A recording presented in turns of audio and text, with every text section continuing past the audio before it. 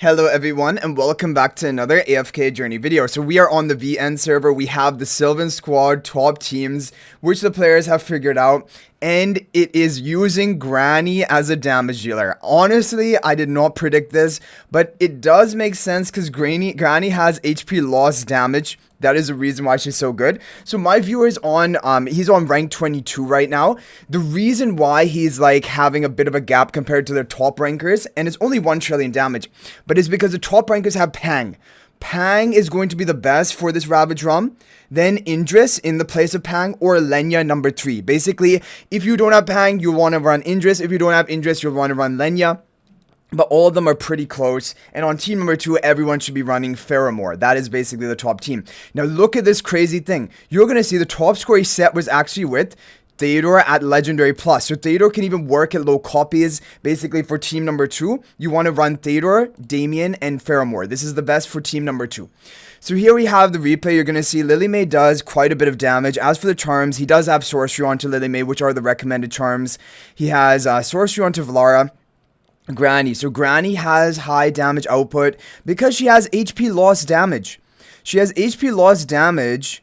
Yeah, right here. Lose energy and at least 60% attack multiplier HP. Lose HP damage.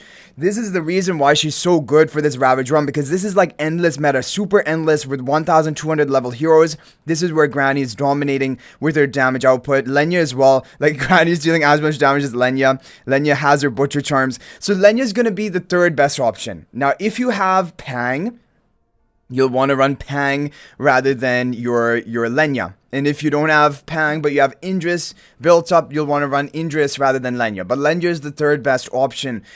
But the thing is, and what will actually make the difference for players is how upgraded your Lilymay is. She deals high damage. How upgraded your Granny is, which is crazy to think that Granny upgrade levels are actually important. And how upgraded your Lenya is versus your Pang or Indris that you'll be running. Now Reinier, even if he's Mythic Plus, he's not fitting on this team because you cannot target the boss with the dynamic balance because the tiles are so awkward in this formation. The boss is all over here. You cannot have any hero actually target him with dynamic balance. And so Rainier's useless. But Faramore always ends up doing this much damage. Even if you have a supreme level of Faramore, he's going to end up dealing this much damage. Then you get kind of like to that hard cap where you cannot further damage the boss. Thador is good here even without the Mythic Plus because he's just really giving that crit like bonus damage to the Faramore. So like your Thador, as long as he can survive, can work at lower copies. So let's go ahead and take a look at the replay of team number 1. So team number 1 is going to be this one. Yeah, so Valara, of course, is going to be important because the stat steal buff effect will be important to increase the damage of your heroes. And also increase the attack of even Granny. Even for her HP loss damage, it doesn't boost the damage by the stat steal debuff. However, it will boost her damage because it gives her some more attack, the Granny more attack. But this is crazy. Like, Granny is actually a meta damage dealer for Ravage Run. Like, who would have seen that coming? But it does make sense because we're in such a late stage of basically endless with 1200 level on our heroes. HP loss damage dealers are going to be the king of this Ravage run, and that's why Granny's good. Twins, of course, have to be on this team because you have 5 allies to benefit from it. It'll be better compared to having them on the second team. And yeah, so Twins have to be on this team. Valara has to be on this team to get more value basically for your allies for stat ceiling buffs. And then you just have your triple damage dealer core of Lilymay, Granny, +1, Pang being the best, then Indris, then Lenya. And that's basically it. Yeah, basically what you're going to see is up to 7 trillion damage. The boss doesn't, like, your damage ramps up quickly. But then after that, you hardly deal any bonus damage to him. And it just really comes down to your HP loss damage. It just has to shred and do a bit more work. When we look at team number 2, you're going to see it here. When you hit that 7 trillion damage mark, the damage slows down to almost a complete stop. So here you have the Lieutenant as Faramore. Thador is going to tank fine even at Legendary Plus. Probably he'll work even at low copies. So this is the good news.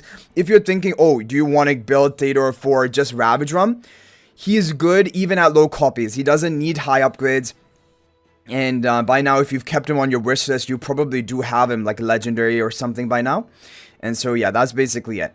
He doesn't need high upgrades to function well here. He's just, look at this. So look at this. We're closing in on 7 trillion damage with Faramore, and you'd be thinking, okay, we have 35 seconds left, so aren't we gonna get a much higher score? But now look at the damage. The damage is basically almost completely stopped. Faramore's gonna get another ultimate with 22 seconds left. and you're hardly dealing much damage to this boss anymore. You go over 7 trillion damage, a bit of bonus damage on top of that, but just really hard to hit much higher.